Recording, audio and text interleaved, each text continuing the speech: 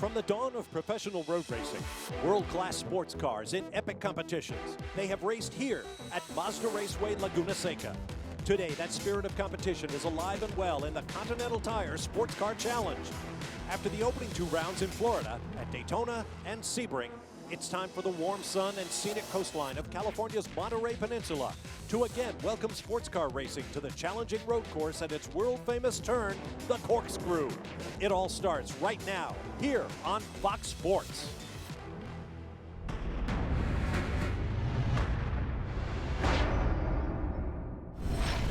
There are lots of great reasons to visit California's beautiful Monterey Peninsula, but if you're a racer, there's just one. Welcome to Mazda Raceway Laguna Seca, site of the Continental Tire Grand Prix powered by Mazda. Round 3 of the Continental Tire SportsCar Challenge for 2015. Hello everybody, I'm Bob Barsha, along with champion drivers Calvin Fish and Justin Bell. We've had a typical day here at Mazda Raceway Laguna Seca. Early morning fog has burned off, blue skies, warm temperatures, a breeze, and a lot of anticipation. Calvin, it's been a month and a half since these teams and drivers were on track. They have turned up in a multitude. 48 cars split between the bellowing Grand Sport and high-revving Street Tuner class. Tight championship battles. We're only 2 races in. What trends do you see developing? Well, I think as we suggested at Sebring, Bob, the Stevenson team will be awfully tough to beat this year. They've got a year under their belts now with the Z28 platform. The 6-car won at Sebring, has the points lead. But I'm really curious to see how that inter-team dynamic develops. The 9-car was dominating at Sebring from the pole. The Dell put a great outlap together, leapfrogged around the other car. 2 races in a row now that Oshimag's had to follow the sister car home. That frustration level may be reaching a tipping point now, Justin. Yeah, but the frustration you can only rely on if things go your way. And believe it or not, this track, for its simplicity in terms of the number of corners and the corner layout, is actually incredibly demanding. The consequences of your action is very punishing. Whereas on other tracks, you might just literally slide off and get back on track from the grass or the gravel. Here, you are in the sand and you're going to bring out a full course yellow and you're going to impede not only your race, but everyone else's. All those cars, 2 classes, both racing as hard as each other for that elusive victory, Bob. I think race director Bo Barfield said it best. You get off the racing surface at Mazda Raceway Laguna Seca, everything is soft, and your race is about to come to at least a temporary halt. With more on the Grand Sport class now, let's get down to the pit lane and hear from Brian Till. Hey Bob, you talk about the Camaros and the Porsches being strong, but I've got a couple of dark horses for you to keep your eye on today. It's the 2 Nissan 370Zs from Doran Racing, the number 14 of Brad Jager and BJ Zacharias. Very strong here last year and the year before, 3rd and 5th place finishes. That car exceptionally good on long runs. And then their teammates in the number 41 car can be very strong as well. 2 graduates, 2 champions of the Nissan GT Academy. Those drivers very strong. Nick McMillan, Stephen Doherty, they'll roll off in 5th on the grid. So Nissan's in 5th and 7th. They can play here at the end to the checkered flag. For more on ST, let's go to Jamie Howell. Well, Brian, Mazda would have a difficult time writing better storylines for themselves here at Mazda Raceway. Not only is the pole car an MX-5, but the 2 entries behind them are also Mazdas. On pole for the 3rd straight race is Justin Piscatell. He is also followed by another Mazda from CJ Wilson Racing, and then another one from Freedom Autosport. A Freedom Autosport car has won this race for the last 4 years, and Andrew Carbonell's been a driver behind the wheel of one of those for 3 of those. Today, he and his co-driver, Liam Dwyer, will start in the 7th position. But when we look at the big picture and the championship that is unfolding, it's Eric Zimmerman and Greg LaFouche who lead in their Porsche Cayman. They missed the setup in qualifying, and they start the race today in 20th, guys. All right, thanks very much, Jamie. There you see the cars on track. Let's have a closer look at this legendary 2.238-mile circuit. Justin? Well, it was built back in 1957, and its original distance was actually 1.9 miles with 9 corners. But now you can see it has 11 glorious corners, and it's 2.238 miles. The start line actually goes over a brow down into turn 2. Turn 1 is just a blind, flat-out corner. For me, the crucial corners are the uphill. Turn 5, turn 6, up the Rahal Straight there into the infamous corkscrew where you can be a hero or zero. And with that, we'll give you a look at our Continental Tire starting grid. 18 cars in the Grand Sport class, 30 in the Street Tuner category. As they plunge down that corner, the corkscrew, every driver has been waiting for that corner. Here's a look at our onboard cameras. The number 6 Stevenson Camaro, Andrew Davis starting third in class. Scott Maxwell has the Multimatic Mustang Boss 302R, sixth in class. Brad Jaeger in the Nissan 370Z, seventh in the class. And Marine Staff Sergeant Liam Dwyer. More on him later on. He's a great story in the ST category, Freedom Mazda MX-5, starting seventh in class. With that, the safety car has pulled off. Marine Sergeant Aaron Denning, a big part of the Liam Dwyer story, waves the green flag, and we are underway. Great start there by our pole sitter, but Andrew Davis in the second of Stevenson Camaros slides into that second spot just inside Austin Sidrick. Rum bump car right in the mix there too, Justin. Yeah, I mean, I tell you what, I thought Austin was going to be able to pull that. Very impressive 16-year-old. We'll come back to him a bit later. But ST are now crossing the start line. Mazda's 1, 2, and 3, as Jamie pointed out. Again, the green waves. And they are off. With all of these cars on track, traffic will be an issue for the next 2.5 hours. And there's at the front. Look at Jeff Siegel there. Look for a way around the outside in that Porsche Cayman. Gilsinger there tucks it to the inside. He sat on the pole here last year for Hart Racing, and that number 93 Civic, they're in fifth spot right now. That is a lot of cars, isn't it? That's back to what we talked about at the top of the show. You can't afford to go off here, and especially in ST, these cars are so closely matched, brilliantly regulated to be almost identical in performance as they make their way now up to turn 5. In these little cars going up this hill, momentum is everything. To your point, Justin, the cars are so equally matched, which is remarkable when you consider there are 13 brands and models represented in this field. However, racetracks, there's definitely horses for courses, and as Jamie said, Mazda has such a great record here. Oh! Gilsinger slides it wide there in turn 6, hits the gravel. The 84 car leapfrogs around both of those cars. There's Siegel's right in the mix of that pack as well. And this is just lap 1. Look at this little argy-bargy up into the corkscrew. That was nice driving there. The 23 BMW was very neat and tidy on the inside of the corkscrew. Our camera angles do it no justice to the incredible 5 or 6 story drop as you go through the left-hander there. It's 60 feet down in 450 linear feet. That'll get your stomach turning. On board the 26 Mazda MX-5. Liam Dwyer, what a great qualifying effort he put together here. Qualified in the 7th spot in class. Definite factor, and Andrew Carbonell going for his 4th victory here at Mazda Raceway Laguna Seca will take over in that car today. Staff Sergeant Liam Dwyer made his debut in the series at this track 1 year ago. So happy anniversary to him. To Brian. Problems early on for the 41, the Nissan 370 that we were talking about at the very beginning. Contact on the right front wheel broken and the tire down, so they had to come to pit road and get that changed. And they did not lose a lap, so with a full course caution later here, they can move right back up. Wow, that's some heavy contact damage there. Yeah, I think there was probably an initial hit, Justin, then running around the racetrack caused the rest of the damage to that rim. But on the back foot a little bit, spoke to Kevin Doran this morning. He said the car's really good on the longer runs. They're expecting great things here today. Oh, look at that. Matt Bell there is just, they look so strong. And as anyone who's a fan of big American muscle engines, the crowds love these cars. They just sound they sound dominant. And right now we're watching a demonstration of that. Well, we saw this at Sebring, Bob, where the 9 car from the pole kind of sprinted away from the field, but then suddenly they find themselves behind the sister car at the end of the race for 2 races in a row. So, as we said in the open, they've really got to turn the tables here today, and I think what Matt Bell will want to do is certainly conserve the tire. Tire degradation here today will certainly be a big factor, but he wants to hold the point. He wants to have that track position to control the race, unlike what happened to them at Sebring, Brian. Calvin, the weather absolutely perfect today, and that's going to be important for the Camaros that you were talking about. They got weight added and a smaller air restrictor after Sebring. That's going to hurt their performance, but if it were warmer here, tire degradation with the added weight on that Camaro could play a big, big factor in tire wear. I talked to Mike Johnson, who calls the shots for Stevenson Motorsport. He said, thank goodness we got the cool weather. Hopefully that's going to help the tire wear. That's right where I was going. 75 pounds added to these Camaros. They took about a little over 1/10 of an inch of air restrictor, or added a 1/10 of an inch of air restrictor, I should add. That'll cut back the horsepower a little bit. But right there in your picture, you saw the first 2 winning cars of the season. That bright blue and yellow Porsche, the rum bum car in the hand of the Plum brothers, won at Daytona. Just ahead, that car from Stevenson Motorsports won at Sebring.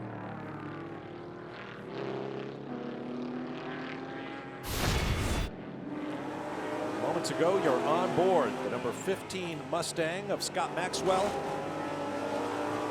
Chasing the rum bum He's car. getting roughed up there from behind. Big time by the other Nissan in the field, looked like. Yeah, it looked like Brad Jaeger got into the back of him. Yes. Could have ended worse, though. I mean, frustration in the moment. End of the race, it won't be a factor. Oh, number 80. Looks like he's on the pavement or just close before to the it. corkscrew there. Just on the left-hander. Thank goodness he's just actually still in eye line as they come over the top. Not as dangerous as it would be if he was a little further over. One of the Mantella Autosport Camaros, Martin Barkey behind the wheel. Oh, there was That's contact. the two sister cars. The two Mantella Camaros got into each other. Wow. I think there's damage to the left front. Yeah, maybe. I saw that, yeah. That was really fat tires. Could be some fat lips after this. Like the streets of Hollywood. Oh. There. That's the young Austin Cindric there getting his right wheel off as he climbs up through turn 5, turn 6. There's a lovely compression here, Calvin, isn't there? As you go to the inside, you let the car run out wide, but it's very punishing if you go out a little too far there. But very impressive so far. Flash of brakes there from the Mustang as 16-year-old Austin Cindric bumps up the pedal a little bit. Back to the Mantella team problem.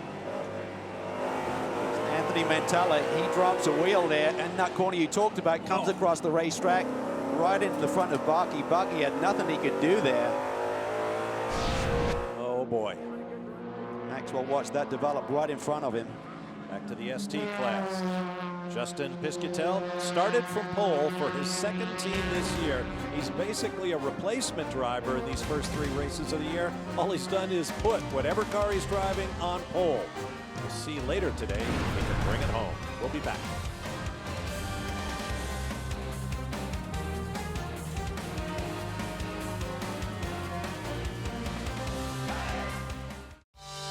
There are so many great reasons to visit California's beautiful Monterey Peninsula, and there is no racetrack in the world offering more unique vantage points than Mazda Raceway Laguna Seca, site of today's round 3 of the Continental Tire SportsCar Challenge. Continental Tire is the official tire of the Continental Tire SportsCar Challenge. Welcome back, where we are under our first full course caution. We expect a green flag shortly. Let's get you caught up. There you see the overall leaders. And running in the GS class, out comes the green flag, and we are ready to go racing once again.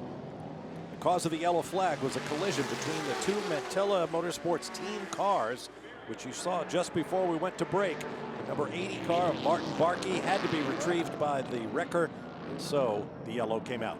Cindric, a big move there. He tries to get alongside the rum bum machine down into the brake zone.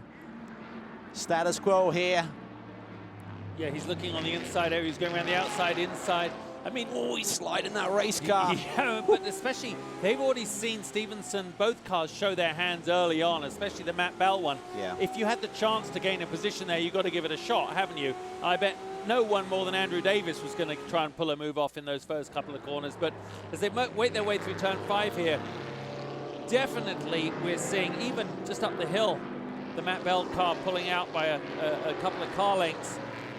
Through turn 6, through the compression. This was the scene of that accident just a minute ago that caused the yellow.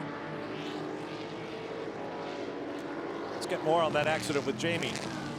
Well, Bob, I checked in with Mantella Autosport, and while the 80 has gone back to the garage for a repair, they're going to diagnose it, see if they can get that car back out. But for the 8 car, it wasn't actually clean sailing for them either. The car, though, is drivable, so they're going to leave Anthony Mantella out there. When they bring the car in for their pit stop, they're going to do a thorough look over just to make sure there's no other damage that they can't see at the moment. But right now, the car is going to stay out on track.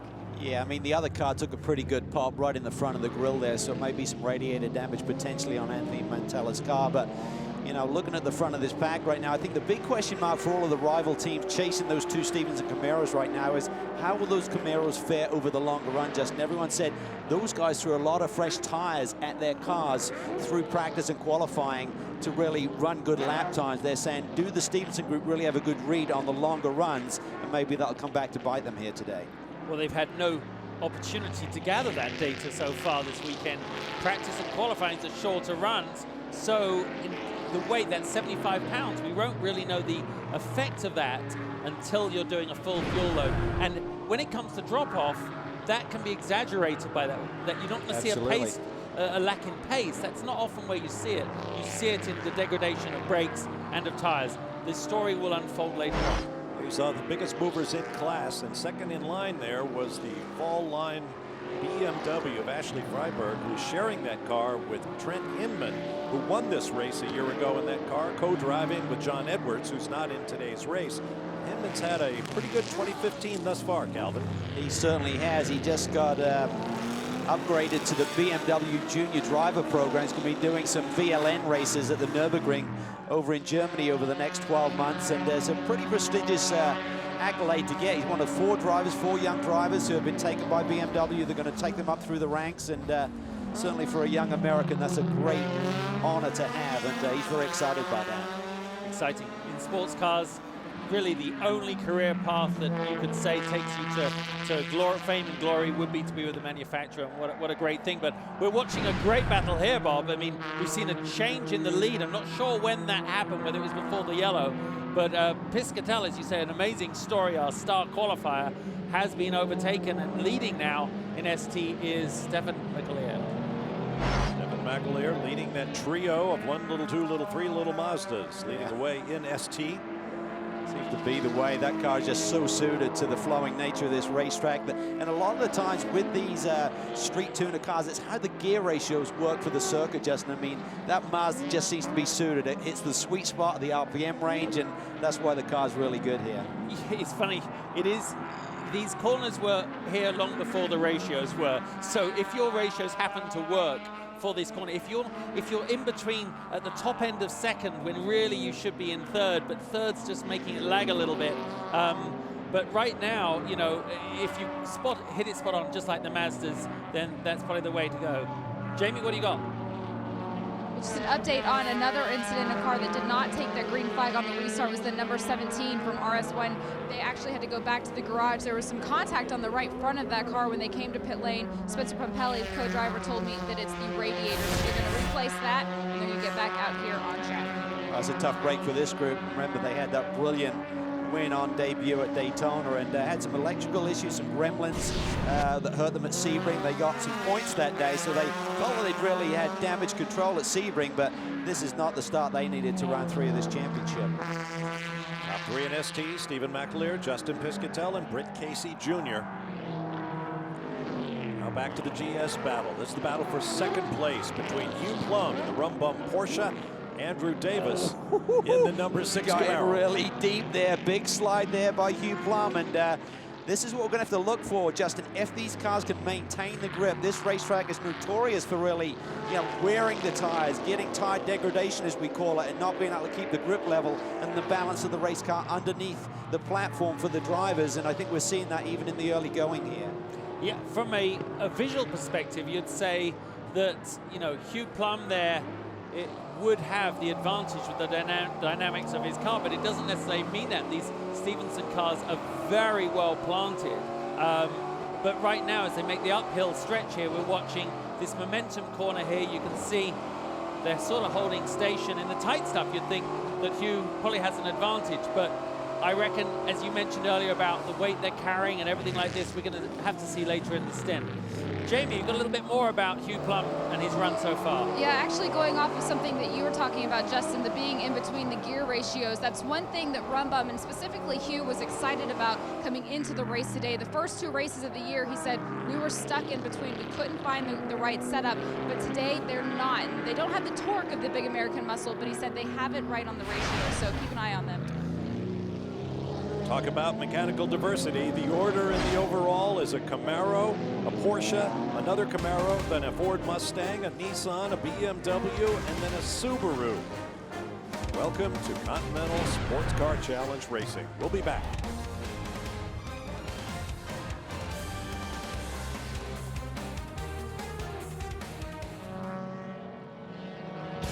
Welcome back. There's been a lot going on as we are under caution for the second time. This was Ray Mason's Subaru, last seen healthy and on the racetrack. Now it's on the back of the hook after contact. Yeah, and the contact was with this 09 Aston Martin. The crew still goes to work. They're trying to get that car back into the fray today.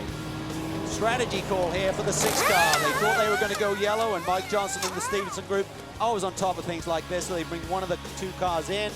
Not a smooth pit stop for the Nissan boys, Justin. Yeah, I mean, not being able to start the car with an otherwise perfect pit stop when you need every bit of track position, it's a bad way to lose a few places on this track. So, off turn 11 they come, facing a green flag. Matt Bell leading Hugh Plum and Austin Cindric. Meanwhile, in the ST class, Stephen McAleer, Justin Piscatell, and Britt Casey Jr. will lead them away. Big stack up there. Looked like Scott Maxwell nearly got into the back end of that Porsche right in front of him. Yeah, but at the moment, this is a track where it does have that knock-on effect. Someone checks up a little early on you, and it really does have that ripple effect. But right now, they're making way. For me, these are 2 of the hardest corners on the track. They're sort of the only flat ones you have. Different kind of perspective, and yet they're super fast as you come through turn 4. Oh, Maxwell, big move there down on the inside for turn 4. That's not really a typical passing opportunity, but he makes it stick there. Nice move. Inside for 5 up the hill.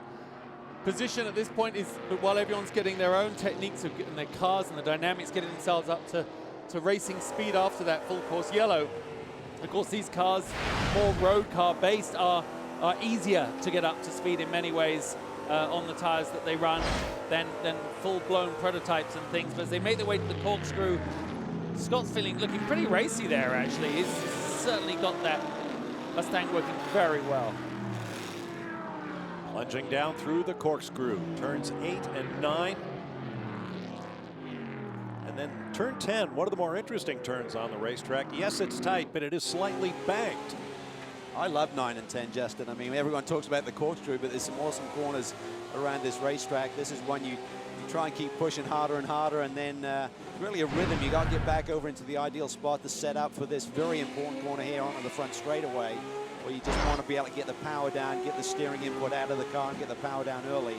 Well, Brad Yeager was actually just demonstrating there exactly what I feel about turn 10, 11, as in you either make the decision to slingshot the guy straight into, under braking into 11, or have some patience and get the most perfect corner exit out onto the straight. Now, we talked about gear ratios earlier, and Jamie confirmed it, that all the cars some are more suited than others to different corners, and they have rolling starts here, as we've seen, compared to other series, which means they can really use first gear to better effect than you do when you need a standing start. So first gear actually comes in, especially in an overtaking maneuver into turn 11. But we're watching Maxwell there make his way up to turn 5. But in the distance there, Cindric, Plum, and Bell making their way up the hill towards the corkscrew.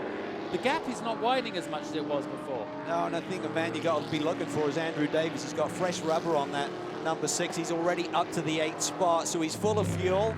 And I think even if we went green flag, they'd be close to making it on just one more stop. So definitely a strategy advantage at this stage of the game for this number 6 car. I believe he's gotten around Mark Bowden in the 48, and now you see Andrew Davis right there on the rear bumper of Mark Miller in the 33. The first effort in Grand Sport for C.J. Wilson, the Anaheim Angels of Los Angeles, or whatever they're calling themselves this year. This fresh rubber, Bob, is going to be a no match for all the other cars out there. Andrew's just going to drive his way to the front right here.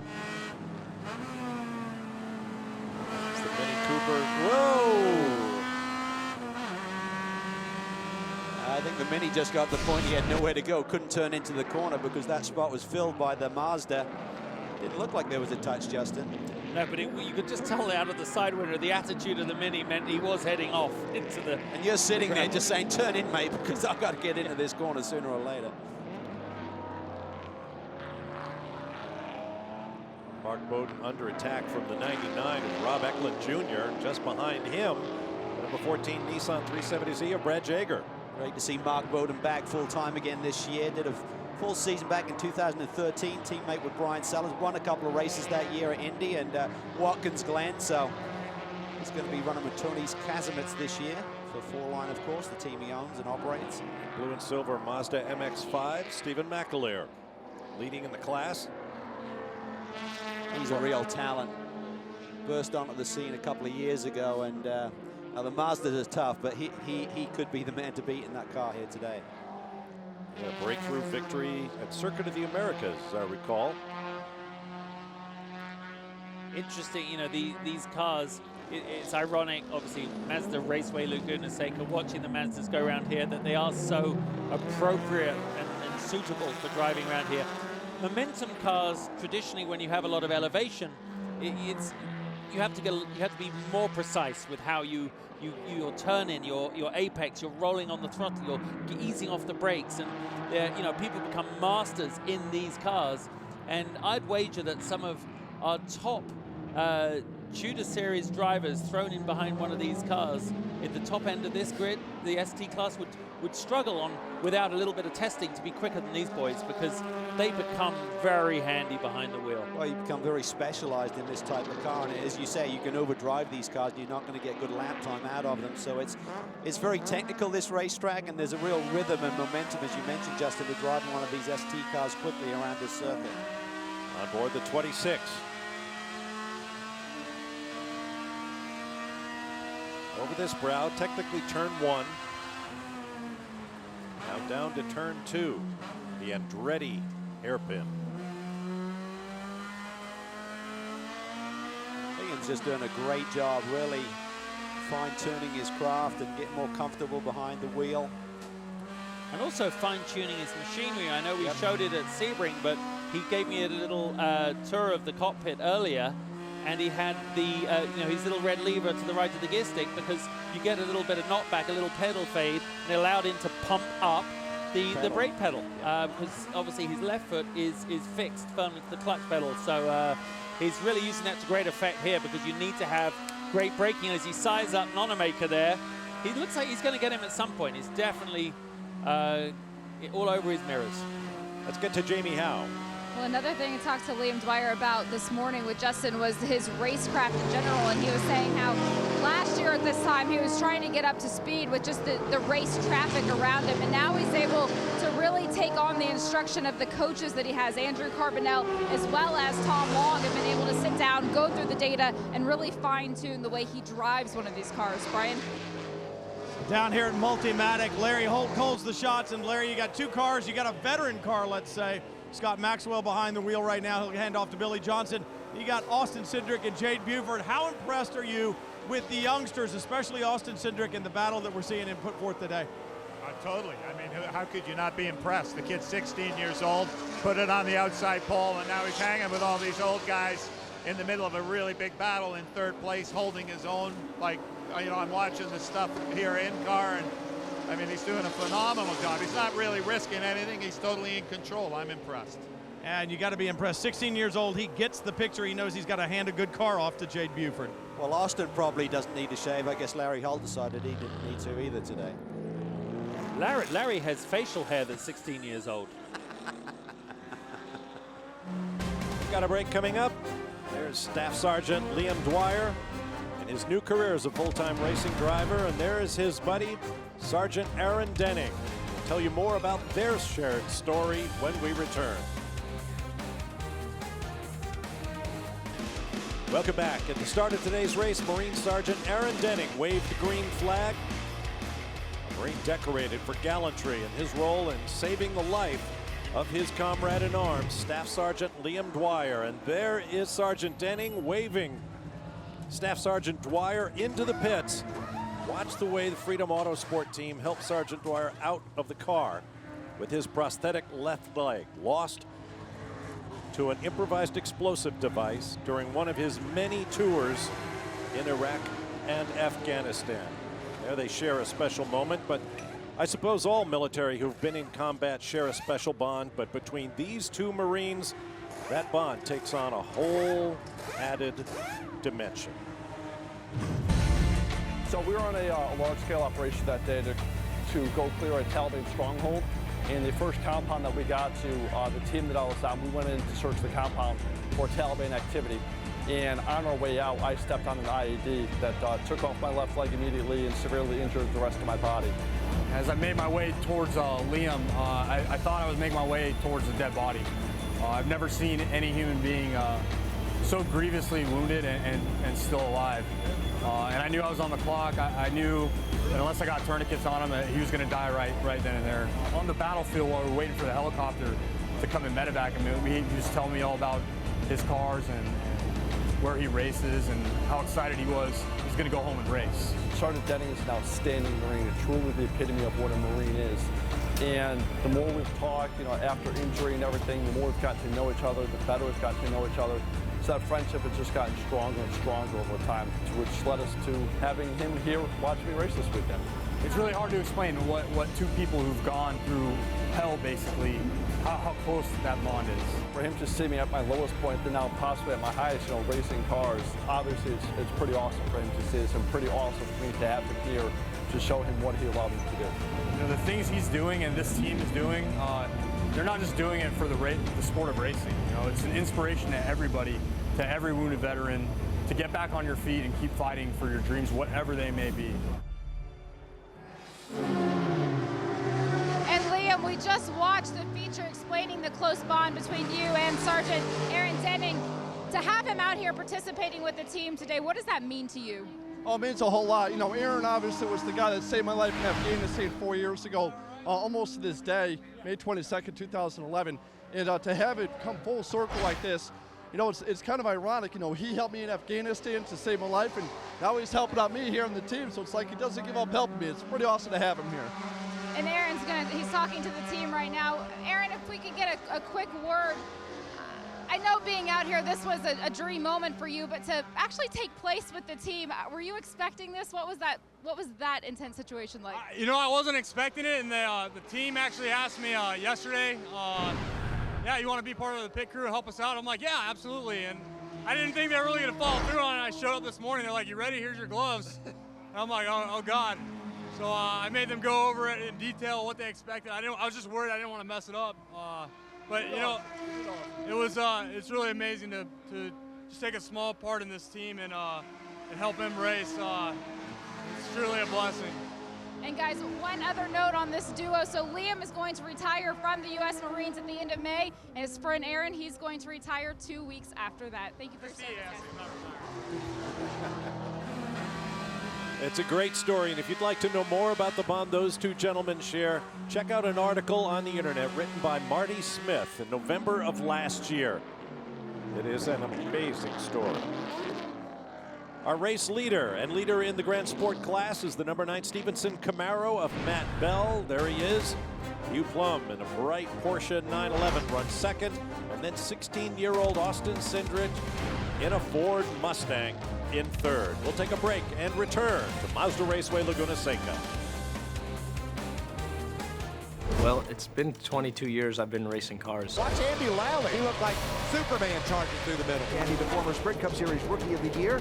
Andy Lally, Mark Bunting take the championship. Andy Lally's going to get another watch at the Rolex 24 at Daytona. Introductions don't come much better than that. We're pleased to be joined in our announce booth now by Andy Lally, championship-winning driver, former NASCAR Sprint Cup Rookie of the Year, and vastly experienced in the Continental Tire SportsCar Challenge. Andy, welcome. Thanks, guys. Great to be in here. Get a whole different view of a race. I've wanted to do this for years and years, and really cool to be up here with you guys. What are your impressions of what you've seen thus far in the event? Typical Mazda Raceway Laguna Seca. This is the first event that we get to every year where we've got not so much a condensed track, but you get moves like that where you've got not so much moves of desperation, but you've got moves where you've got to make it happen within a smaller amount of space. Daytona, you've got these big, long straightaways. You get the draft. Sebring, you got a 3.7-mile track where things spread out. Mazda Raceway, you're on top of each other all day. It's a non-stop dogfight, and you see moves like that where you've got to make it stick and you got to commit, but sometimes that goes all wrong and you end up in the kitty litter out here. Great little battle for third in the GS and overall between Austin Cindric and Andrew Davis. You co-drove with Matt Bell last year for the Stevenson team, Andy, and right now he's towards the end of his fuel run. tire management is obviously key. He has a buzzword throughout the course of this weekend. What's he going through right now, trying to keep the run bump car behind him? Well, in the break there, we were able to cue into his radio and hear him say the words, "This thing is a disaster now." It's obviously not, because he's leading the race and he's doing just as good a job as anybody else out there, and he's done a great job on restarts. But what he's meaning by that is that Mazda Raceway doesn't put down a lot of rubber on this track, so it's really easy to rip these Continental tires up. And that car, when it's full of fuel with a driver in it and starts this race, it's almost 4,000 pounds. So as superb as these tires are, any driver can really, especially leading the race and setting fast laps, is gonna tear the rubber off this thing. So at this point, 1 hour in, with a heat cycle on it after a full course yellow, these tires are they've had all they can take, and they're screaming for new. This incident is under review. You saw the 38 limping toward the pit lane while Andy was speaking. Obviously, contact there. Both cars got going again. What happens when you got two classes running together? They've got different dynamic, different speed in different place, and I think Mark thought he's going to be able to do that slide job down the inside, and the 38 car was just carrying a lot of speed into the apex area, and they met and turned him around. So wait for the steward's decision there. It's also one of those points of commitment there, Andy, isn't it? You're coming down, you're braking down in that little downhill, you're braking as late as you can. If the car in front is going that much slower, it wasn't deliberate, he carried the momentum in there, and boom, he hit him.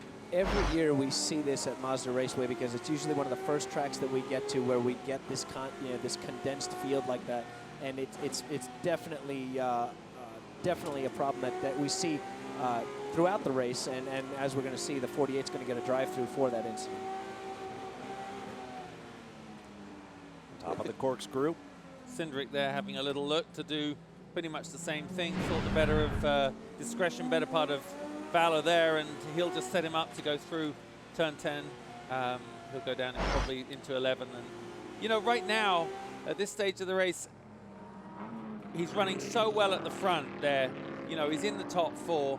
You don't want to go off. You don't want to hit someone. You don't want a penalty.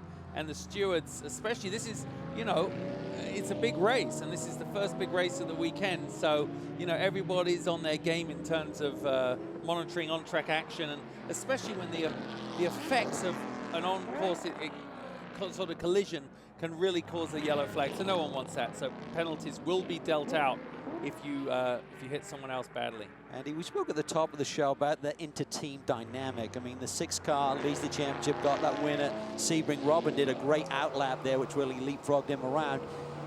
What are you thinking the 9 car is feeling right now? I mean, 2 times now they've had to follow that 6 car to the checkered flag, first 2 rounds of the championship. If you were in the 9 car this year, how quickly would you want to turn the tables and get that win and get the performance over the other car? I don't mean to say this bad in any way, but the guy that you always need to beat the most is your teammate. As much as you might be best buddies with him or whatnot, but when everything is perceived as equal within a team, you need to stay on top. Robin Liddell and Andrew Davis are formidable opponents. They're really great. They're excellent teammates together. They've been working together for years and years within the same team. So when this new Camaro Z28 came in, they were able to kind of slide in, take the reins, and they've been doing really well. I got to team with Matt Bell last year, great driver and whatnot, but the synergy that lives with drivers, teams, mechanics that have been working together for a long time is definitely hard to beat, and that's why they're in championship form right now. The 9 hits pit lane. Matt Bell brings the car in. And speaking of pits, we should point out 2 of the top 3 cars in the ST category also pitted while we were in break. Stephen McAleer gave over to his teammate Chad McCumbee in the number 5. And Justin Piscatel pitted the pole-sitting car in class the 34 and turned it over to co-driver Christian Simzak. To Brian. And dodging bullets down here on pit road is Stevenson Motorsports. As you see, the 15 also come to pit road. Matt Bell comes in the 9, and I say dodging bullets. The 38 was crippled after the contact out on the racetrack. He just limped by the pit box just before the 9 got here. And the Hart Racing ST car, the Honda Civic, was just in the box before he cleared out just as Matt Bell came in. So everything cleared out of the way. Matt Bell gets a good run in. Lawson Oshibach getting the belts tight. He's ready to go, just waiting for fuel. Left side of the tire coming, left side of the car coming down. Waiting for a full load of fuel. Now, fueling's done, and Lawson Oshibach's away. Now Now that is a well-drilled team. You saw they didn't just drop the car while the refueling was going on. They lowered it slowly to the ground in order to make sure they got no air in that tank while they were trying to get enough fuel on board. It's very difficult looking at those. When you watch these guys, they plug in and they unplug real quick with the fuel hose.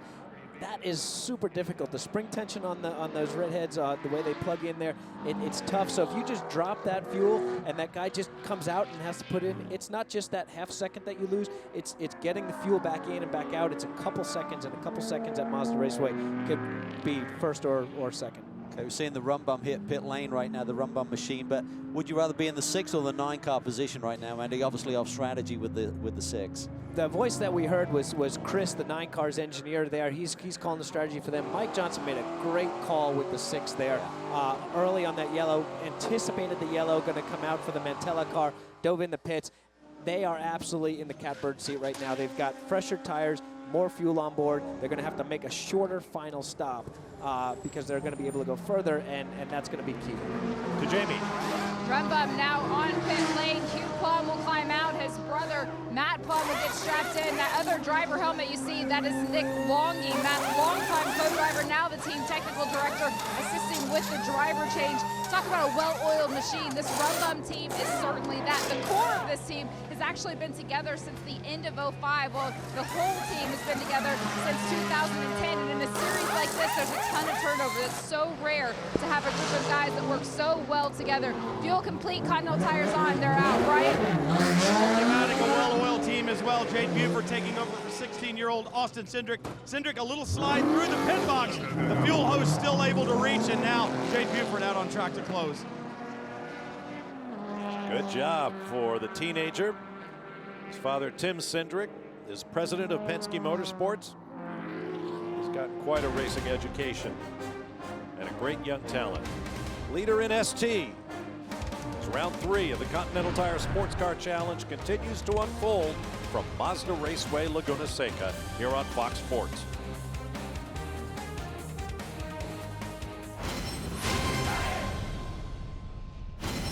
When I had Tommy John surgery when I was 22, you know, and I was at this career crossroads where one of the doctors told me, you're never gonna pitch again. Like, you're done. Like, that's it. Because I had some nerve damage in my arm. Rehab was like 2 hours a day.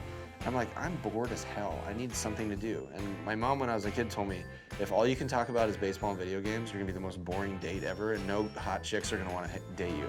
And I was just like, okay, so maybe I need to be more well-rounded. I was like, well, I'll read some books and get cultured, learn how to cook, you know, like do that kind of stuff. And I can really, like anything with eggs and omelets and that type of stuff in the kitchen, I'm actually pretty fancy. I do like a comprehensive breakfast. I don't just say like, oh, I do an omelet, you know? Because that's easy, like it takes 10 minutes. But can you juggle 4 items at once? I mean, I get like really Top Chef on it. I mean, it's like a source of pride. My wife had her sisters in town, and I was like, guys, I got breakfast today. I'm just gonna dazzle you. And I like that. I like kind of showing off in the kitchen for my friends and cooking, because when you cook for somebody, it's really, you're really giving them some sort of love. You know what I mean? It's really putting something into it. The worst thing, everyone always asks you about this, right? Like, what happens if you have to go to the bathroom when you're in the car? Like, what happens? It's the same day they ask me if I'm pitching. All my buddies are like, what happens if you have to go to the bathroom when you're pitching? I'm like, well, generally you get that out of the way before you go. So that's the only routine thing. So if I haven't haven't gone to the bathroom yet or whatever, then I'm like really nervous. I'm like, I really got to do this before I get in the car, because, you know, we do endurance racing, so you might be in the car for 2 or 3 hours at a time if you're doing a 24-hour race or something like that. So you just got to make sure you do that. That is C.J. Wilson, pitcher for the Los Angeles Angels of Anaheim and car owner in the Continental Tire SportsCar Challenge. As we welcome you back to Mazda Raceway Laguna Seca, I'm Bob Varsha with Calvin Fish, Justin Bell, and special guest Andy Lally up top. Jamie Howe and Brian Till are down in the pit lane. Here's Brian. Mark Miller's been with C.J. Wilson Racing for the last 5 years, and Mark, we're used to seeing you in a Mazda, but it's great to see the growth of this team. There is indeed a Mazda running today. They're running well in ST. You and Tyler McCory in a Porsche. That's new for you, it's new for the team, but it seems to be working out. How difficult has it been to adapt to that new car? Well, this is our first weekend, obviously, with the Fantasy Garage Porsche 911. It was always a goal for CJ over the years to grow and keep developing a program. And with Fantasy Garage coming on board, they really like the format of GS. They really like the Porsche, one was available, so we kind of took that jump and opportunity. We sat out of Sebring and came here and rolled off the trailer, and honestly, Brian, we were junk. You know, we were like, oh no, what do we do? And going into qualifying, we made wholesale changes, and the car kind of sprang alive. And we're keep going. We're halfway where we need to be. I think we're running a strong first stint, but it was a lot of work out there. We're not quite where we want to be, but Tyler's in the car now. I know he's going to bring the car home for us. It'd be great to get a top 10 debut for this nice Fantasy Garage guys out here. This is our first event, and we're happy to have him here. Not only is this team growing, Mark Miller's career is growing too. He gets a chance to run the 24 Hours of Le Mans this year for his first time. He's also running a GTD Viper here this weekend doing double duty. He's busier than Andy Lally. Well, and it's hard to imagine. Well, it's hard to imagine as Andy's sitting here drinking, you know, having water with us up here. You know, I was just reflecting back on CJ's interview there. Maybe the fact that his wife is so beautiful, the line, "I can only cook you breakfast," might work when you are a world-class baseball pitcher as well. Because normally you have a little bit more work to do than that. I like the way he worked on breakfast and not lunch. Yeah, exactly, yeah. Don't go around there for lunch if you need to pee. You'll be having burgers and diapers. Anyway. Okay, street tuner class. Here we are with Tom Long in the 25 car who has cycled to the front. One other point about C.J. Wilson, by the way, he said the partnership, presumably that with Porsche, is the start of something big. So it'll be interesting to watch that whole situation develop as the seasons roll on. Good luck to them.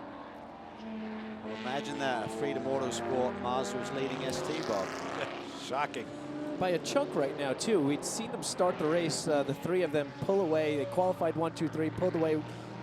Now we've got Tom Long, who made the made a great stop, and he's got an 11-second lead here. Yeah, he's going to be tough to beat. He's got so much experience. He's actually been getting some miles with the new MX-5 Cup car here this weekend as well, and he's obviously driving the prototype in the Tudor Championship. So busy boy, and he's really done a great job marching his way up the Mazda ladder system. Chad McCumbee in the 5 runs in 2nd place, and this man, Christian Shimchak, in the number 34, is 3rd in ST. Those 3 cars have been moving around the lead since the green flag dropped here at Mazda Raceway Laguna Seca. Andy, I know you're very, you've got quite a loyal fan base out there, but don't you find when you watch the crowds walk around the paddock, you have a lot of kids who come to watch this kind of racing, and Mazda Raceway Laguna Seca always draws a family sort of crowd. Dads walking with their sons, and there was a great scene yesterday. It was a dad with a Ferrari shirt on. The son had a Porsche, and the friend's mate had an Audi one on. And I thought that really sums it up. And the little boys were going at it on who was quicker. And you see that, and especially when you look at this in ST, so many cars, so many brands.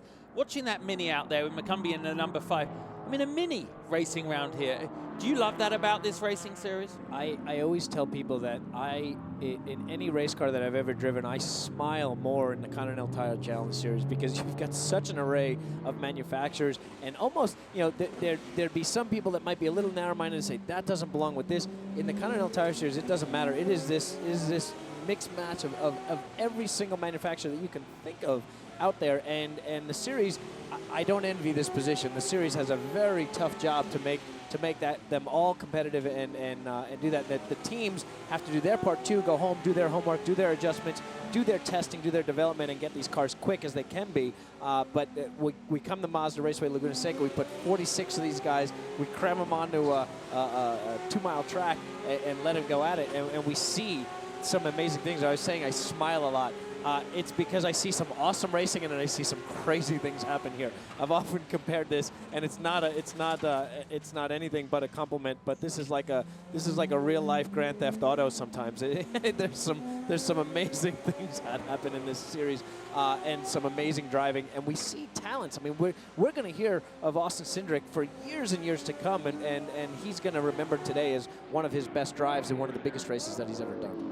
Had a look at the leader, Andrew Davis, through the windshield of the Nissan of Brad Jaeger. Here's the 3rd place car in Grand Sport.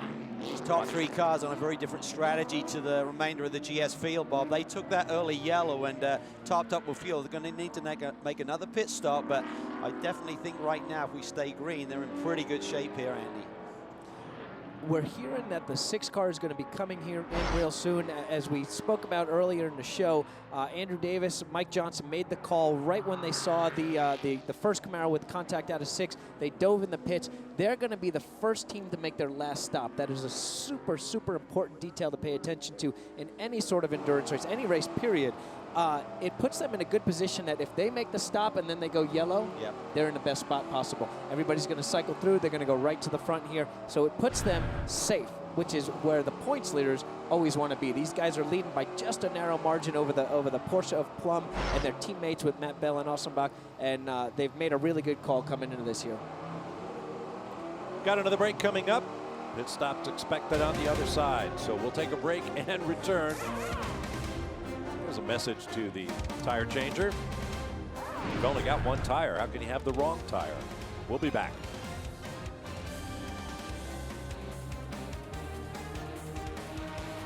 Back at Mazda Raceway Laguna Seca, the first 2 cars in class in the overall. Andrew Davis and Brad Jager are in. Let's go to Brian Till. Camaro to the spot, and you also see the 14 flash around the outside. This should be a routine stop, but they've got to do it accurately. They've got to do it just right. You can win, you can lose on pit lane. Robin Liddell in, right side tires are already done. They'll go to the left side for the Continentals there.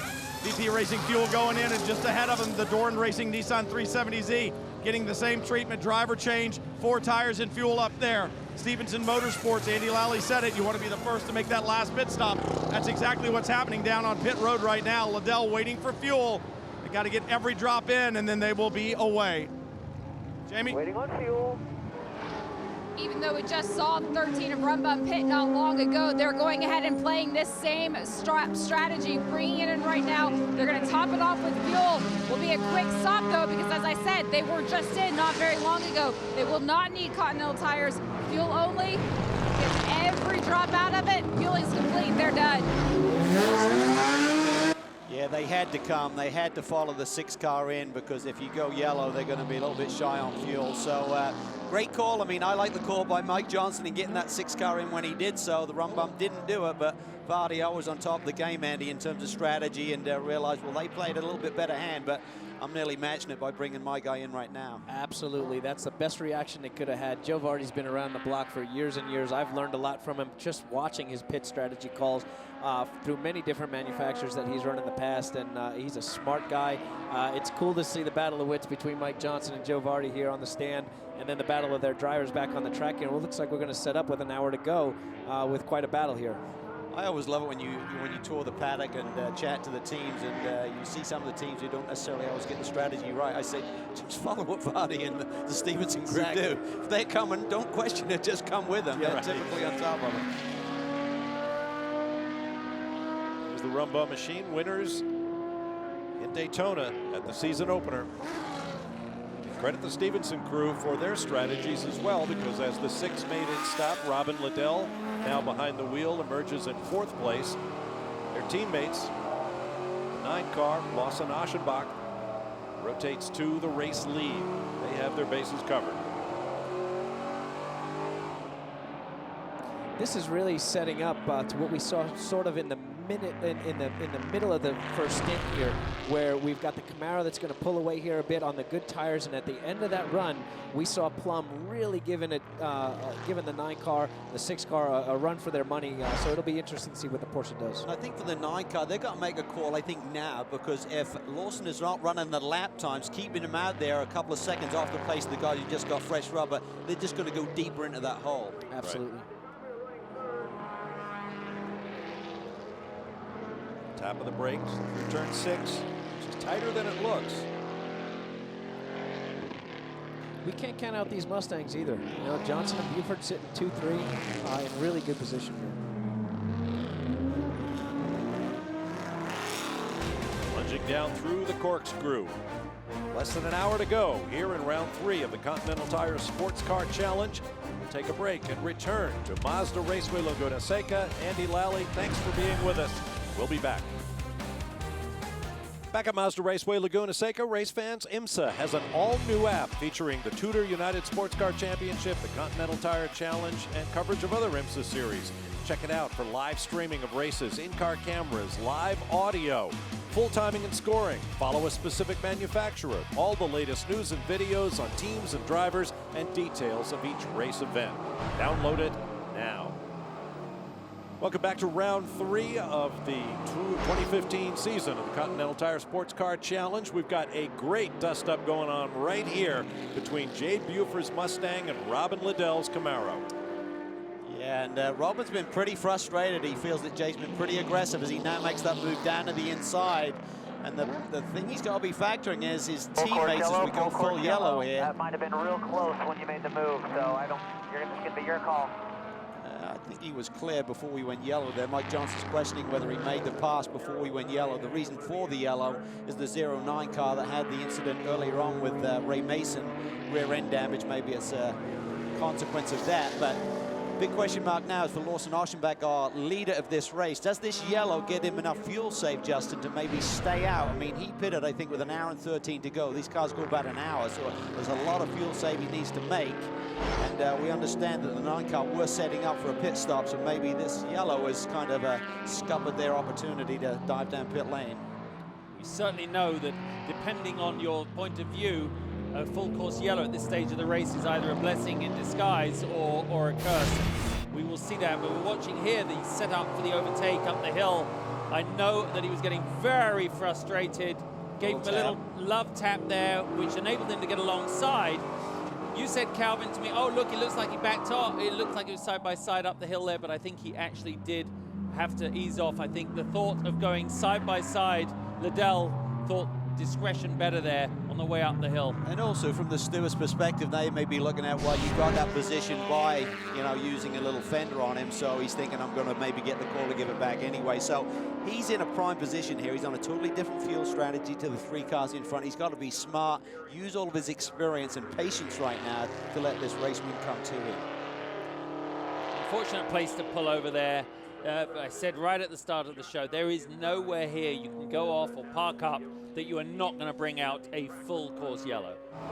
Charles Espenlaub sharing that car with Charles Putman, by the way, and we'd like to welcome Charles back to the IMSA family after a very scary incident last fall in which an ATV he was riding on his Wyoming ranch overturned on him, pinned him under it. He spent the night out there, and after some 22 hours, he was found, spent some sheet time, but he is back for the first time in a race car, and we welcome him back. Now to Jamie Howe. Right now at number 25 machine with Tom Long behind the wheel, his co-driver, Britt Casey. Britt, you told me this program just came together 2 weeks ago. What were your expectations when you signed up for this? Well, the car is brand new. It was just finished last week. So going into qualifying, we weren't really confident. We had some setup issues, but you know, we qualified 3rd, which is big. And then to kind of finish it off with time has been really, really awesome. I brought the car in 2nd place, and it's looking pretty good. So yeah, I'm excited. You say that's big. In a series this close, it's actually huge. So congratulations, a big accomplishment. Brand new car, first race of the season. What are the plans for the rest of the year? You know, we're still kind of working the pieces together. So hopefully we finish off the rest of the season. No word on that yet, but I think if we win this, it'll look pretty good. So. All right, Britt Casey is 4th race in the series, guys. He didn't want to jinx the effort. As you saw, Tom Long in the car is now leading the street tuner class. This could be a big day for young Britt Casey Jr. Another break coming up. Green flag on the other side. Stay with us.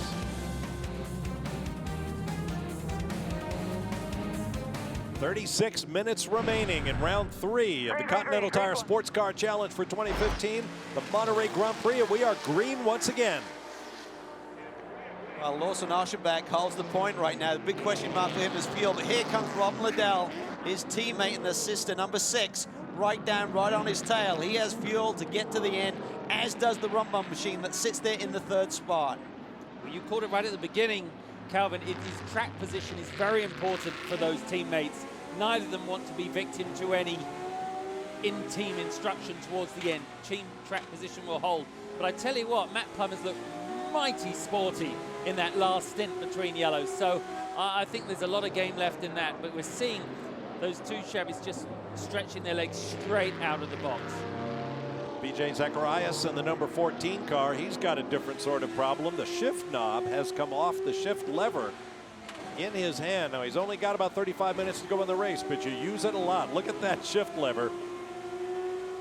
He's probably adjusted where he typically holds that so he doesn't just get that threaded part that will go right through his glove and into his hand. And that Nissan is looking pretty good here. 34 minutes to go. Look for them to come on strong towards the end of this stint as Rob Nadal is, forget the fuel strategy. I'm going to see if I can get the lead away from the 9 machine here. What do you think, Brian, in terms of strategy with the 9 car on fuel? I talked to Mike Johnson. He said they need one of two things. They either need another yellow or they need fuel. So right now, the decision they're going to have to make very shortly is, do we bring him in or do we gamble? If they gamble, they don't get the caution. They're going to have to dip into pit lane late in the going. Either way you look at it, it's not particularly good news right now for Lawson Aschenbach. The important information that Lawson needs to know is, if I go into fuel save, can I save enough? Probably the answer to that is no. So keep going hard, maintain the track position. If you get a yellow, that's going to give you your fuel save. So keep that track position, keep the lead, fight Robin off, do whatever you can do to do that, and hopefully we'll get a caution that will save your day a little bit. Do you want to win, or are you going to settle? If you come in, you're not going to win. There's only one way for him to look at it. If he stays out and pushes, and he can hold that front position, or even first or second, I think Liddell's going to go by him anyway, because I think Liddell has that bit between his teeth right now. He's got fresher tyres too, obviously. I mean, not as much life on the tyres, but again, we talked about that frustration level for the 9 car at the beginning of the show, Bob. Right, you've got 4 ambitious, aggressive, world-class racing drivers. Everybody wants to win. They have the cars to do it with. How do you handle it? Wilson's looking very strong up over the top there still. Very nice exit out of 5 as they head down through the corkscrew. Look at that compression, boom on the inside, grab another gear. This is awesome through this part of the racetrack, the downhill stretch here. I mean, the whole racetrack is amazing, but I love this section. Corkscrew on down through Rainy Curve, then down into this one. Believe me, a lot more work in a GT style car, a road car based format, than it is in a high powered, high downforce prototype where you just have to cling on. Now, while we were in break, there was another moment in the pits. Watch the 2 Multimatic Mustangs. Now, race control is reviewing this situation as the 158 of Jay Buford apparently couldn't see those 2 tires stacked at the right front. Plowed into them. That's a no-no in the pit lane. While we await race control, let's go to Brian. Yeah, it's going to be disappointing if they have to bring the 158 in. He shares it with Austin Cindric. Scott Maxwell here as well, sharing the 15. Austin, for you, 16 years old. I know you've got varied driving experience this year, all different types of cars. What does that mean when you come to a place like this? How can you take all those different experiences and put them together in this Mustang? Well, for me, this weekend's all about adapting. I've never been to this track in one of these cars. It's only my 3rd race in one of these cars, so it's really about learning as much as possible, as quick as I can, and all the different things that I've driven to really help me be prepared for learning on my toes, basically. So I got youth on one side, I got experience on the other here in Scott Maxwell. And Scott, you're a guy that's you're kind of synonymous with Mustangs and certainly with Multimatic. Look into the future a little bit. When are we going to see the new Mustang? I hear it's coming. It's getting close. We were hoping for Laguna, it didn't make it, but I think we're going to see it sooner than later, and we're looking forward to it. I mean, the Boss 302R is running really well, but it's long in the tooth, and we're ready for some fresh Mustang blood. And you can tell the Mustang's still strong, but they're looking forward to a new one. What they're looking forward to is a nice ruling here on that problem on the pit stop. They don't want to see either one of those cars come back to pit road for a penalty. Difficult situation because for young Jake Buford behind the wheel, you can't see those tires. Like, why did he run over them? Well, they're down below the hood line, and as he sits low in the race car, you can't see it. They said, look out for the tires. It's like, I can't even see them. Yeah, and you know what? They are releasing you. Their responsibility is still to hold you. It should have been hold. Wait, we've got to move the tires. Move the tires. Yeah. By the way, Austin is a really tall chap, like his dad. I mean, Tim's a tall bloke. He was just saying, you're not going to be able to IndyCar at the moment in their current format is not really great for him, but he's trying everything. So, change of position in ST as Christian Shimshak passes Chad McCumbee. So it's Tom Long in the 25, Shimshak in the 34, Chad McCumbee in the 5, all Mazda MX-5s. Back to the pit lane now, and Jamie. Hugh Plum watching on. Your car P3 at the moment. We know one of the Stevenson cars currently short on fuel, but what are the characteristics of your car at the end of a stint?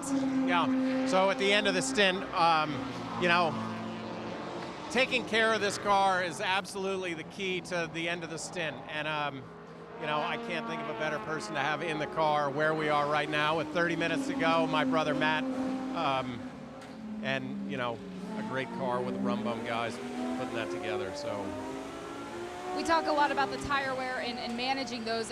At the end of your stint, how were they? actually really good.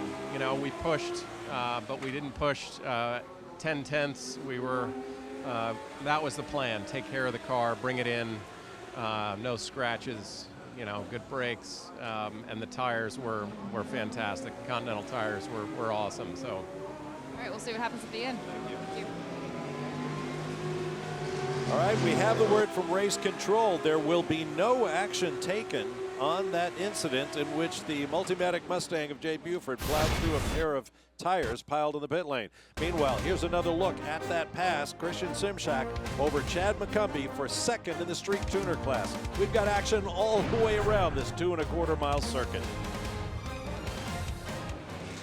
Back at Mazda Raceway Laguna Seca, position swapping in the top 5 in the Grand Sport class as Matt Plum moves by the number 9 Stevenson Camaro of Lawson Aschenbach. And you ride with Billy Johnson in a Mustang Boss 302R, who also wants a piece of that fight.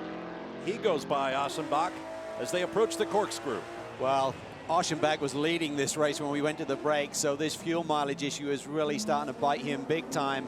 He had to let his teammate by Rob Liddell because he was feeling pressure from behind. BJ Zacharias got around the run bump machine, but the man on a move right now is Billy Johnson as he slides inside Matt Plum. Tell you what, that was a cracking third move. Spot. Sorry, Calvin, that was a cracking move. He relied on Matt doing a sort of blocking move out to the right and slingshotted him down the inside. It was glorious. But I mean, I tell you, he really is carrying some momentum, and to manhandle that Mustang like that was impressive stuff. But Matt, I'm sure, still has some sort of fight left in him, but that's really very good. Now let's get back to that position change at the front, moments after the team told Aschenbach to let his teammate by.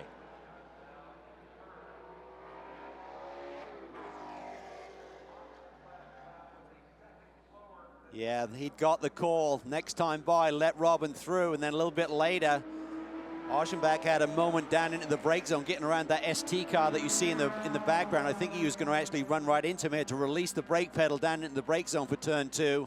Got wide, and immediately BJ Zacharias. The big question is now, can Liddell hang on for their second consecutive victory? That Nissan is really good on the tires.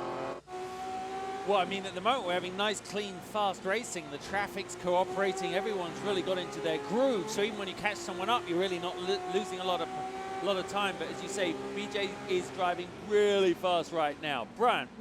Yeah, you guys talked about Billy Johnson moving forward. BJ Zacharias is as well. He shares that car with Brad Jager. And Brad, one of the things that you and I have talked about through the season is this car really good on longer runs. Is this what you need, this longer run, the cool weather, to get BJ up front? This is absolutely what we need. We've been running the same pit stop strategy as the 6 car in front of us right now. I have a feeling they'll burn the tires up as a stint goes longer. The Nissan is so good here. We finished 3rd 2 years ago, finished 5th last year. This could be the time that we're on top of the podium, and I'm just praying that it stays green and BJ keeps running him down. But he does have a problem in the car. We heard that the shift knob had come off. Is he able to get it back on, or is he shifting with just that rod that's sticking up? Yeah, we tried to get the knob back on during the driver change stop. Unfortunately, we weren't able to do it, so it's manageable. It's not ideal by any means.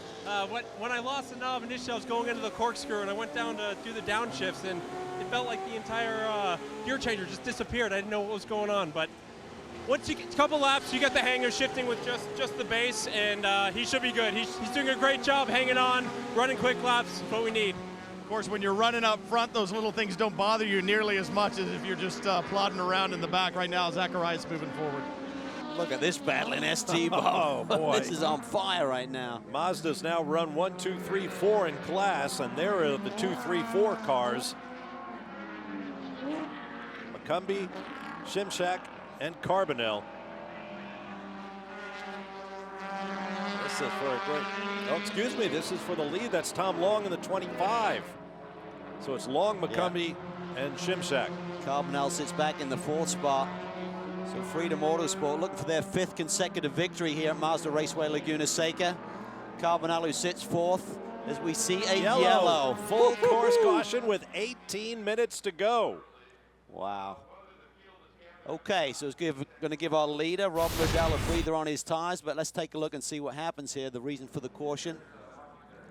Oh, the mini here, big brake problem there down into the final turn, stuck in the gravel trap.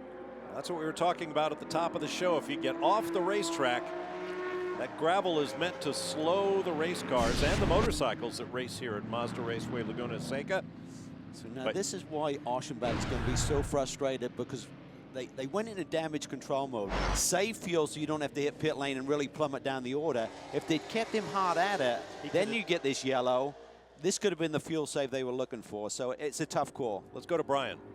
All right, Mike Johnson, real simple question. Are you going to bring him or are you going to gamble? You told me you needed 2 yellows. This is the second one. We were planning on gambling the whole time with the 9, so, you know, we got real lucky with that dive in on the 6 car. We're able to put the 2 cars off strategy. And you kind of, when you commit to something, you have to stick it out. And this could be the yellow that we needed. You know, if we pit now, we go to last. If we run out of gas, we go to last. So right now we're in 5th. So we'll stick with that. And, you know, Lawson's doing a great job of keeping the fuel in the car, which is what he needs to do. And Robin's doing a good job of keeping his car out front. So not the ideal situation we would like to be in, but right now I'll be real happy with the 1st and 5th. Committed, that's what they are here at Stevenson. Yeah, and I'll be real surprised if Oschenbach can't make it now. He's been in fuel save mode. Now they've got the yellow, and they said we just needed a yellow to be in to the range to make it to the finish anyway. So I think he's good to go to the finish. And getting that mini out of the kitty litter is going to take a little bit of time. Yep. So this could take a good 10 minutes off the clock. We'll find out. Right now, that man, Robin Liddell, is out front. Here's another look as the mini John Cooper Works car is off the track, up to the hubs in the gravel.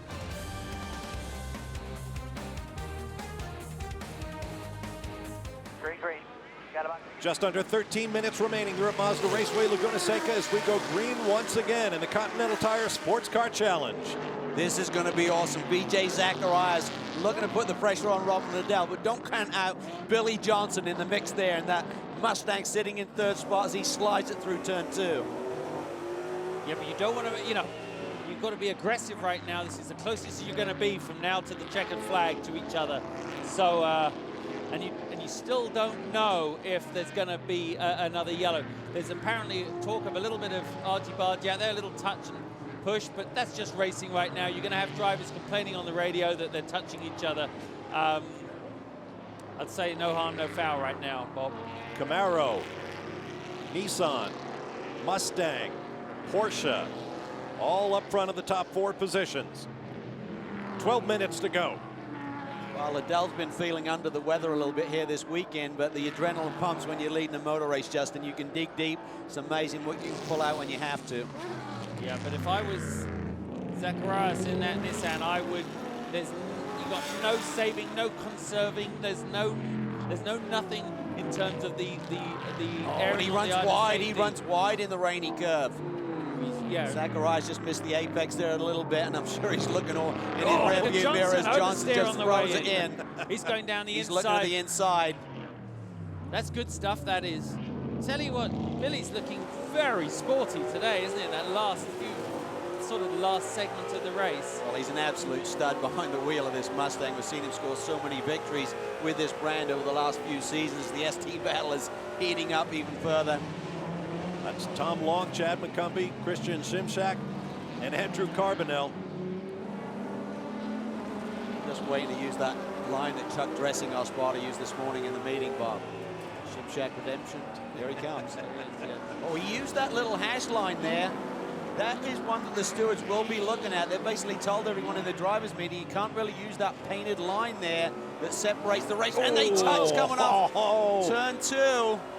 Least of his worries. Yeah, 34 car definitely used that little painted line separator between the pit lane exit and the racetrack to make that move. Great observation. The call will be last 10 minutes of the race, do you let everything fly, but wheel-to-wheel touch as they head down into 5. Look at Carbonell's in the mix now. Yep. And here comes Owen Trinkler in that fuchsia-colored Honda Civic.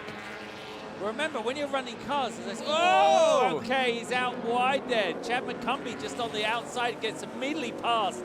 That's good stuff. Owen Trinkler made the most of that move straight away. Oh, man. I mean, when they're running this close, what happens is you only have to be off by 1/10 because of some self-inflicted fault, a bump or whatever, and you are going to get past. Elevator going down in the corkscrew. This is awesome. But meanwhile, in GS, they are, Billy Johnson was side by side going through 11. Got past Zacharias, but couldn't make it stick. Look what this has done. I mean, it's allowed Liddell to actually stretch his lead as these two battle it out. The way those Mustangs have been accelerating all day, I kind of thought Johnson would be all over the Nissan, but Zacharias able to pull away himself. I'm surprised how good the Mustang is under the brakes. I'd have thought the Nissan was able to go in deeper at this stage of the race with this level of tire degradation and the track sort of condition right now. But look at Shimshak. Shimshak for the lead. He's on that ST. line again. He's got to be careful there. I believe he made the move to get the second spot by using that painted area of the racetrack. Drivers were warned in the drivers' meeting to be careful, as you pointed out, Calvin, that officials will be watching that line. This racing, this split screen stuff is what it's like to be inside my head at all times. There's two things going on that are in complete contrast. This is fantastic stuff. I hope our viewers are getting a great thrill out of this, because this is great Continental Challenge racing. Big question mark, Bob, is has a fuchsia-colored race car ever won before? Probably well, I don't never know. allowed. We'll give that to our crack statistical analysis team. One thing's for sure, can't miss the car on the racetrack. Another break coming up. The checkered flag awaits. Less than 8.5 minutes remaining here at Mazda Raceway Laguna Seca.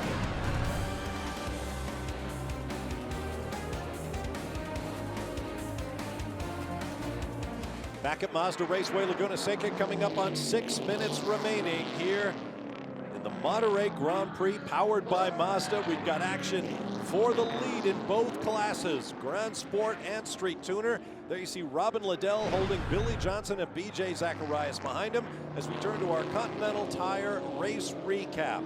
Liddell leads the overall. Tom Long leads in Street Tuner, but only just, as a 5-car battle continues in that class. 4 cautions for just 12 of the 80 laps of this race. 4 lead changes, 6 cars out of the race. I tell you what, it's a different BJ in the rearview mirror now for Robin Liddell, as Billy Johnson has made that move around BJ Zacharias. So it's going to be a different threat, different dynamic, different way that you have to protect that lead with a different race car. Yeah, I mean, the one common denominator is that you've only got 2 or 3 laps till the end of this race and you've got to hold on. But right now, the attitude and the aggression from Johnson is greater than Zacharias was able to pull off. So I'm stunned at the pace of these top 3 cars in GS. Meanwhile, in ST, it's all Andrew kicking Carbonell off. off and on. Tristan Shimshak was passed by Andrew Carbonell for second. There's Owen Trinkler. He got a couple of wheels off just a moment ago. This battle is long from over. No pun intended, right, Bob? Something like that. Thanks for picking that up. I wasn't sure. But now Shimshak gets wide through 9. Tell you what, it's not going to take much in GS. I mean, Zacharias, while he is now in 3rd place, one little bit of over-aggression in the front, and he's not going to... Yeah, watch this, though. This is a replay for how Billy Johnson got that pass done. Excuse me. Coming through. You can tell just at the last moment, BJ Zacharias saw him and straightened up. Good racing. This is awesome stuff in both classes. Oh, yeah. I reckon that Mustang is mighty loose right now. Look at this. Shimshak to the inside. Could trade some paint here as they exit turn 2. This is for the lead. Keeping it clean. Inside line there. That's great racing. These are guys that really know each other in terms of the yin and yang of how to throw these cars around, because oh, that's tight as they go through 4. And Carbonell's just sitting there, right there. He's looking for 3 wins in a row here. As Long gets really defensive. That's going to allow Trinkler back into this battle for the lead. 5 cars as they go up the hill to turn 6. Meanwhile, a pass maybe for the lead is being set up into turn 11. Not going to stick right now. He's gone to the outside. Johnson's going to try and get a better exit off 11. He has. Look at the way the power goes down. Yeah. That was a nice note, but you know what? Liddell kept his head, kept his focus, and did not get unfazed by that. It would have been so easy to have been a little bit sort of discombobulated by the massive sort of presence of that Mustang. Oh, we're hearing the 9 cars on pit lane, 3 minutes shy on fuel. That's a heartbreaker. That really is. I mean, you know, we said earlier that he's probably not going to make it by saving fuel, but they were way off on their numbers. If we did get a caution and he was saving fuel and he's still short. So what would you do, Calvin? If you're coming up for the white, probably next lap round, if you're Billy Johnson, you are going to make it stick somewhere here, aren't you? You're going to go for it. I mean, Billy Johnson's got such speed, but he's also really aggressive. We've seen the 9 car in pit lane. He's going to go for the win, I think, here today, if he has an opportunity without doing anything silly. All those things added together. Yeah. Because you've got to do it. This is lovely stuff. This is... Long's got a real big breather here. What's he got, a couple of car laps? Yeah, you can't believe that happened.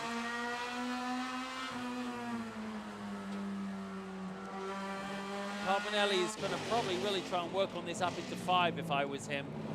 Meanwhile, as they come down through the corkscrew, you can see Billy Johnson. I would be setting up for 11 here, Calvin. Well, tap of the brakes there. Well, a bit early. Robin's going to really just try and have to back him up here a little bit. I think you've got to try and control the threat in this corner, then accelerate up to the next one. He's on it. Oh, Shimshak off on the right of your screen. Okay, this is it. This is your last shot. Nice. Carbonell goes by. Should be the white flag this time by, I would think. There it is. Now or never. And you know what Zacharias is thinking right now? Just go for it, boys. Yeah, please. Let me pick up the pieces. Really deep on the brakes there. Wow. He's inside. He's tight. He's close enough to give him a little love tap here. Come on. Oh, Robin's having to defend. Over under. It's going to be tough to make it stick before that next corner, though. But he's got to use a bit of maturity now. Do not be up his butt all the way through here because you will not go by him. You've got to somehow get a little bit of momentum on the way in on the corner that counts. Such a tough place to be when you're leaning like this because you've got to protect that inside line, but it compromises your exit speed around this momentum racetrack. Nicely done. He looks very good, Billy Johnson. He comes out of 5 up the hill there. Not the place to make the move. Remember, Zacharias could out-accelerate the Mustang on the other straightaway. Can he get him here? Okay. You get the feeling it's all going to go down in turn 11. I have last a feeling time it is. by. Bob, you are so right. So that's what Johnson's going to be thinking of right now. He's got to flow some speed through here. He's got to get closer. He's got to get closer to be able to even think about making the move. But Liddell is not that comfortable through the left-hander here. His car is not good. You've got to hold the momentum.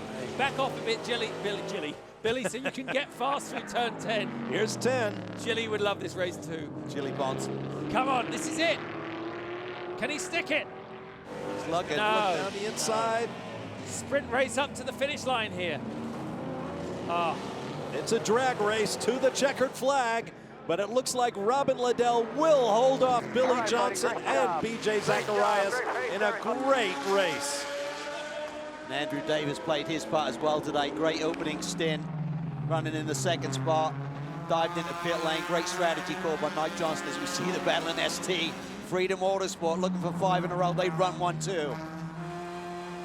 going to take too many risks though right now, are they, Calvin? Although Andrew Carbonell's got that win streak on the line. He wants another victory here. He is 5 for 5, 5 attempts, 5 podiums, 3 wins. Can Liam Dwyer get another win? Oh. Well, last year Liam made his debut in the series and wound up in a gravel trap, but now he will come back and claim the victory. Wow. What a drive for Liam Dwyer and Andrew Carbonell. There's a couple of Marine buddies celebrating. That's emotional, man. Oh, yeah. Wonder if Sergeant Denning, Bronze Star and all, had any idea what he was in for today. That was sweet, and I'm never going to say that line again. Their teammates, they're not going to pull a move. That's the last time I used that line, because I was a little misplaced. Credit to young Casey Jr. there in the background. He went up and gave those guys a hug, and he just lost the win there in the last couple of corners. So all credit to him. There's Robin Liddell celebrating. Here's another look at the pass. Carbonell on long. Talk about a slingshot. That was awesome. Great driving, though, also by, just both of them, just the way they handled that. That was how teammates should handle an aggressive pass. So that's 6 starts for Andrew Carbonell, 4 victories, a second and a third. Wow, that's impressive stuff. Can't wait to hear from the winners. We'll do that on the other side. Stand by for more from Mazda Raceway Laguna Seca. Back at Mazda Raceway Laguna Seca, down in Victory Lane, Robin Liddell sits in his Stevenson Camaro. The next stop on the Continental Trail will be from Watkins Glen International, coming your way Sunday, July 5th, 10 a.m. Eastern Time on Fox Sports 1. Andrew Davis joins his teammate. Let's take a look at the results. Well, just a fantastic race. Billy Johnson there really put the pressure on at the end, couldn't bring it home. BJ Zacharias, the Nissan looked strong, a podium run. Down to Brian Till. Andrew Davis is standing here, Robin Liddell climbing out, and Andrew, for you, I think maybe that strategy call by Mike Johnson early on to get you guys into pit lane is really what the big advantage was. Oh, there's no doubt that's what it was, and big kudos to Mike and the guys being heads up. He called me in. I was able to duck in. It was nice, clear, precise. I got right in there, and I knew I was in before the yellows. And from there, I ran my Continental tires for a long stint and was able to obviously get back up to the front as the cycle came through to us. And it just worked out for us. I'm so happy for Team Chevy, for Stevenson Motorsports. Robin did a stellar job hanging on at the end there. It was just, what a race, amazing. Yeah, you sat and ate ice cream while Robin had his hands full out on the racetrack. And I mean, the pressure was intense. First you had to get to the front, and then you had to defend. How difficult was it? Yeah, it was always going to be hard. The Continental tires are great, but around this track, we struggled towards the end of the stint. And the grip was at a premium, obviously. It's a big, heavy car. The car was great, but, it was going to be a struggle at the end there. I know the Mustang had tires that were a bit fresher than ours, 2 tires on the right side, I guess. And Billy Johnson's obviously a hard, charger. He was really pushing me hard there, and the Nissan also. I just needed to keep my cool. I figured, if I get off the corners well enough, the slow stuff, I had a chance to stay ahead in braking and the medium and high speed corners. And, fortunately, Stevenson have done a super job with the car. It's been really well prepared and obviously a good call. I mean, we were lucky with not getting too many yellows. That obviously meant we were able to capitalize and get ahead, but other guys had to stop. But yeah, it was a great result all around. Really, really happy for everybody. It was so good today. 2 wins in a row, and they stay on top of the points. That is big, and some great racing once again in the Continental Tire SportsCar Challenge Series, Bob. They'll fatten that points lead. Here's a look at the street tuner results. Justin? Well, you couldn't draw breath. This racing was outstanding, and of course for Liam Dwyer, an amazing result, and Andrew Carbonelli. Jamie is down there with these winners. Amazing to watch, Jamie. It's probably the most emotional victory celebration I've ever been a part of. Guys, Andrew Carbonell, we're going to start with you here. The last couple of turns of that lap, to be able to take the lead, get another win here today with everything around it, what does that mean to you? Oh, it's amazing. This Freedom Autosport Mazda MX-5 was great. Here at Mazda Raceway Laguna Seca, we couldn't ask for a better result. This is what we come here to try and do, and we did it. Liam had an incredible stint. I really need to thank Mazda, the Semper Fi Fund. Love to have Aaron here, who saved Liam's life. So this is just an amazing day for all of us. Really happy for everyone here. Liam, I was watching your body language at the end of this race as you were watching your co-driver out there. What was going through your mind in the closing stages? To have all 4 Mazda MX-5s up here up front at Mazda Raceway, that's the biggest thing here. And then the closing laps here, Andrew does what he does best. This is like our Kevin Harvick. He's the closer right here. Put it all together at the end. Was able to catch the other MX-5s, get by them, and then I had a quick battle there with Tom, was able to get the pass on quickly. It really shows the quality driver that Andrew and Tom both are. And honestly, I can't thank Mazda enough, Continental Tire, OG Racing, Semper Fi Fund, Freedom Autosports for giving me this opportunity. What an awesome day. To have Aaron here with me, the guy that saved my life, this is what makes this special here. Aaron, to be here today, to watch your friend win, what was that like? It's an extremely emotional moment.